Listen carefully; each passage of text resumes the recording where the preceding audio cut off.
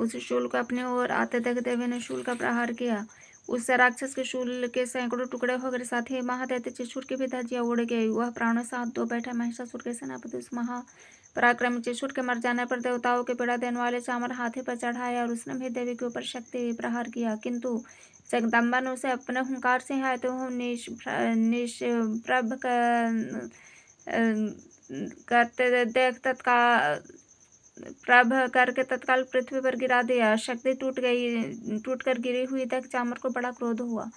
अब उसने शूल चलाए, किंतु देवी ने उसे भी अपने बाणों द्वारा काट डाला। इतने में देवी का सिंह उछलकर हाथी के ऊपर चढ़ युद्ध करने दोनों लड़ते लड़ते हाथी से पृथ्वी पर आ गिरे। अत्यंत क्रोध में भर के एक दूसरे बड़े भयंकर प्रहार करते हुए लड़ने लगे। तदनंतर सिंह बड़े वेग से आकाश की ओर उछला। उधर गिरते समय उसे पंजे की मार से चामर का सिर धड़ से अलग कर दिया।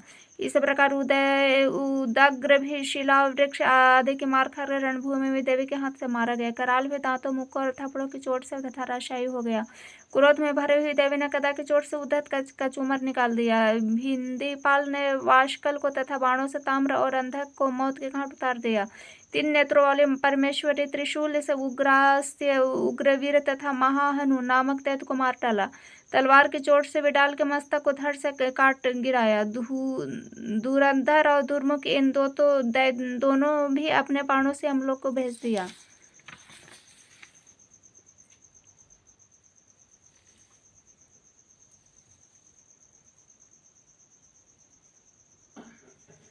इस प्रकार अपने सेना का संहार होता तक महिषासुर ने भैंसा का रूप धारण करके देवी के गणों को त्रास देना आरंभ कर दिया कि किन्हीं को थत्नों से मारकर, किन्हीं के ऊपर खुरों को प्रहार करके, किन्हीं के पूंछों से चोट पहुंचाकर, कुछ ही सिंहों से विदर्ण कर, कुछ गणों को वेग से, किन्हीं को सिंहनाद से, कुछ को चक्कर देकर और कितनों को निश्वास वायु के झोंके से धराशायी कर दिया। इस प्रकार गणों की सेना को गिरा कर और वह असुर महादेवी सिंह को मारने के लिए झटपटा। इससे जगदम्बा को बड़ा क्रोध हुआ। उधर महापराक्रमी महिषासुर भी क्रोध में भरकर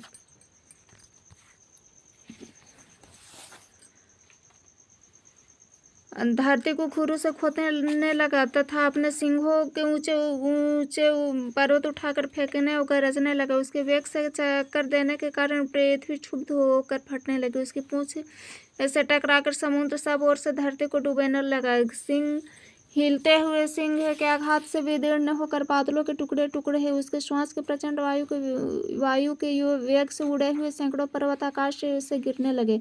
इस प्रकार क्रोध में भरे हुए उस महादैत्य को अपनी आते और देख चंडिका ने उसका वध करने के लिए महान क्रोध किया। उन्होंने पाश फेंक कर उस महान असुर को बांध दिया।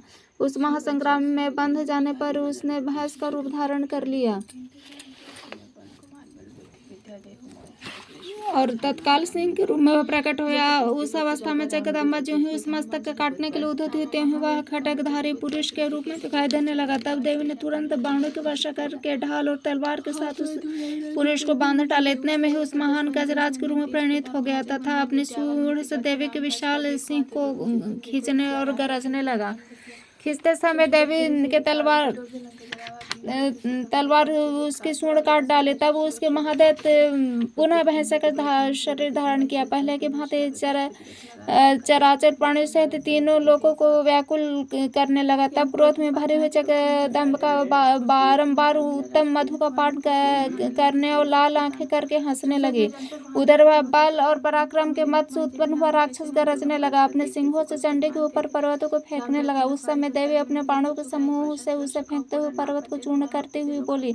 बोलते समय उनका मुख मधु के मद से लाल हो रहा था और बाणें लड़खड़ा रही थी। देवी ने कहा, ओ मूढ़, मैं जब तक मधु पीती हूँ तब तक तू क्षण भर के लिए खूब गरज ले। मेरे हाथ से यही तेरी मृत्यु हो जाने पर अब शीघ्र ही देवता भी गर्जना करेंगे। ऋषि कहते हैं, यो कहकर देवी उछली महादैत्य के ऊपर चढ़ गई। फिर अपने पैर से उसे दबाकर उन्होंने शूल से उसके कंठ में आघात किया। उनके पैर से दबा होने पर फिर महिषासुर ने मुख से दूसरे रूप में बाहर आने लगा। अभी आधे शरीर से ही बाहर निकलने पाया था कि देवी ने अपने प्रभाव से रोक दिया। आधा निकला होने पर हुआ हमारे देवी से युद्ध करने लगे। तब देवी ने बड़ी तलवार से उसका मस्तक काट गिराया। फिर तो हाहाकार करते हुए दैत्यों की सारी सेना भाग गई। तब संपूर्ण देवता अत्यंत प्रसन्न हो गए और देवताओं ने दिव्य महर्षियों के साथ दुर्गा देवी का स्तमन किया। गंधर्वराज गाने लगे तथा अप्सराएं नृत्य करने लगी। सिद्धि की इच्छा रखने वाले पुरुष जिनकी सेवा करते हैं तथा देवता जिन्हें सब ओर से घिरे रहते हैं, उस जया नाम वाली दुर्गा देवी का ध्यान करें। उनके श्री अंगों के आभा काले मेघ के समान श्याम और वे अपने कटाक्षों से शत्रु समूह को भय प्रदान करते हैं। उनके मस्तक पर आबंध चंद्रमा की रेखा शोभा पाती हुए अपने हाथों में शंख चक्र कृपाण त्रिशूल धारण करते हैं। उनके 3 नेत्र हैं, वे सिंह के कंधे पर चढ़े हुए और अपनी तेज से तीनों लोगों को परिपूर्ण कर रहे हैं।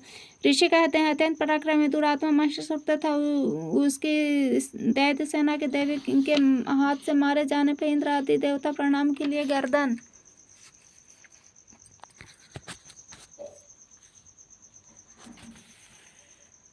तथा कंधे झुकाकर भगवती दुर्गा का उत्तम वचनों द्वारा स्तमन करने लगे। उस समय उनके सुंदर अंगों में अत्यंत हर्ष के कारण रोमांच हो रहा था। देवता बोले, संपूर्ण देवताओं की शक्ति का समुदाय भी जिनके स्वरूप तथा जिन देवी ने अपनी शक्ति से संपूर्ण जगत को व्याप्त कर रखा है, समस्त देवताओं और महर्षियों के पूजने उस जगदम्बा को हम भक्तिपूर्वक नमस्कार करते हैं।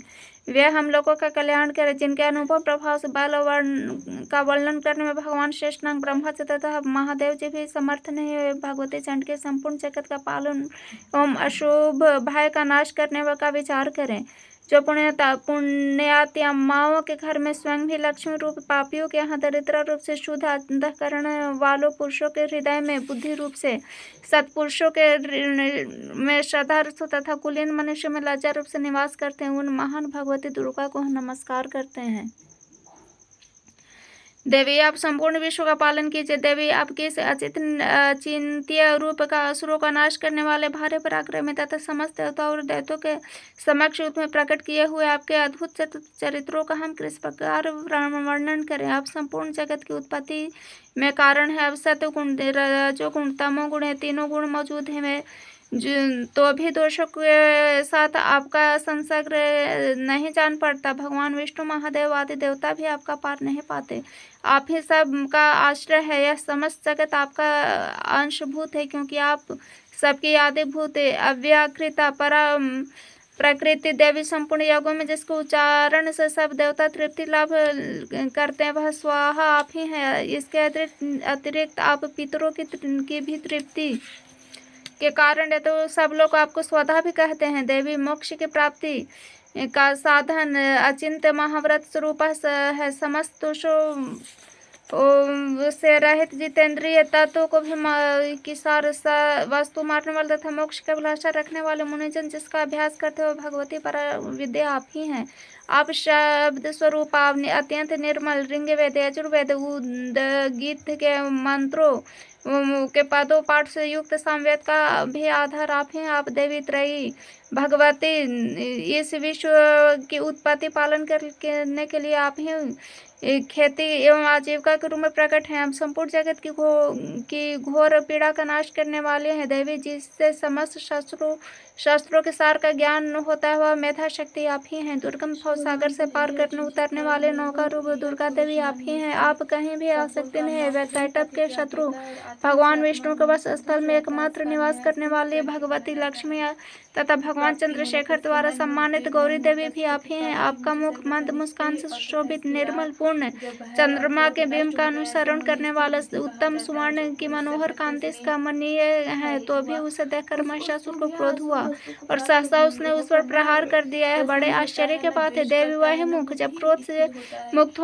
होने पर उदय काल के चंद्रमा के भांति लाल और तने हुए होने के कारण विकराल हो उठा। तब उसे देखकर जो महिषासुर के प्राण तुरंत नहीं निकल गए, या उससे भी बढ़कर आश्चर्य की बात है, क्योंकि क्रोध में भरे हुए यमराज को देखकर भला कौन जीवित रह सकता है। देवी आप प्रसन्न हो। परमात्म स्वरूप आपके प्रसन्न होने पर जगत का अबुद्धि होता है और क्रोध में भर जाने पर जगत का तत्काल है कि कितने कुलों का सर्वनाश कर डालते हैं। यह बात अभी अनुभव की है, क्योंकि महिषासुर आसक्ति का नाश न होने के कारण कि यह विशाल सेना क्षण भर में आपको ही को से नष्ट हो गए। सदा अब युद्ध प्रदान करने वाले आप जिस पर प्रसन्न होते हैं वे देश में सम्मानित है। उन्हीं को देश दान और यश की प्राप्ति होती, उन्हीं का धर्म शिथिल नहीं होता था। वही अपने श्रेष्ठ पुरुष स्त्री पुत्र और भृत्यों के साथ धन माने जाते हैं। देवी आपकी कृपा से पुण्यात्मा पुरुष प्रतिदिन अत्यंत श्रद्धापूर्वक सदा सब प्रकार से धर्माकुल कर्म करता है, उसके प्रभाव से स्वर्ग लोक में जाता है। इसलिए वह आप तीनों लोकों में निश्चय ही मनवांछित फल देने वाले हैं। माँ दुर्गे, आप स्मरण करने पर प्राणियों के भाव को हर लेते हैं। आप स्वस्थ पुरुष द्वारा चिंतन करने पर उन्हें परम करुणाएं में बुद्धि प्रदान करते हैं। दुख दरिद्रता और भय हारने वाले देवी आपके सिवा दूसरा कौन है जिसका चेत सब प्रकार उपकार करने के लिए सदा ही उतर रहता है। देवी उस राक्षसों के मारने के से संसार सुख मिले तथा राक्षस चिरकाल तक नरक में रहने के लिए पहले ही यहाँ बने हुए समय संग्राम में मृत्यु को प्राप्त होकर स्वर्ग लोक में जाए। निश्चय ही यही सोचकर आप शत्रुओं का वध करते हैं। आप शत्रु पर शस्त्रों का प्रहार क्यों करते हैं? समस्त असुरों की दृष्टि मात्र से ही भस्म क्यों नहीं कर देते? इसमें यह रहस्य है कि शत्रु भी हमारे शस्त्र से पवित्र होकर उत्तम लोकों को जाए। इस प्रकार उनके प्रति भी आपका विचार अत्यंत उत्तम रहता है। खटक के तेज पुंज के भयंकर दीप्ति तथा आपके त्रिशूल के अग्रभाग के घनीभूत प्रभाव से संध्या आकर जो असुरों की आंखें फूट नहीं गई, उसके कारण यही था कि मनोहर रश्मियों से युक्त चंद्रमा के समान आनंद प्रदान करने वाले आपके इस सुंदर मुख का दर्शन करते थे। देवी आपका शील दुराचारियों के बुरे बर्ताव को दूर करने वाला है। साथ ही यह रूप ऐसा जो कभी चिंतन में भी नहीं आ सकता है, जिसकी कभी दूसरे से तुलना नहीं की जा सकती, तथा आपका बल पराक्रम तथा दैत्यों का भी नाश करने वाले जो कभी देवताओं के पराक्रम को नष्ट कर चुके थे, वह अपने शत्रुओं पर अपनी दया को प्रकट करते हैं। वरदानी देवी आपके इस पराक्रम की किसके साथ तुलना हो सकती है? आप शत्रुओं को भय देने वाले थे, अत्यंत मनोहर ऐसा रूप कि आपके सिवा और कहाँ। हृदय कृपा और युद्ध में निष्ठुरता दोनों ही बातें तीन लोगों के भीतर की केवल आप में ही देखी गई है। माता, अपने शत्रुओं के विनाश करने के लिए समस्त लोगों की रक्षा के शत्रुओं को भी युद्ध भूमि में मारकर स्वर्ग लोक को पहुंचाया तथा उन्मत्त दैत्यों के प्राप्त होने पर हम लोगों को भय को दूर कर दिया। आपको हमारा नमस्कार है। शूल से हमारी रक्षा करें अम्बिके, आप खटक से भी हमारी रक्षा करें तथा घंटा के ध्वनि और धनुष के टंकार से भी हम लोगों की रक्षा करें। चंडी के पूर्व पश्चिम दक्षिण दिशा में आप हमारी रक्षा करें।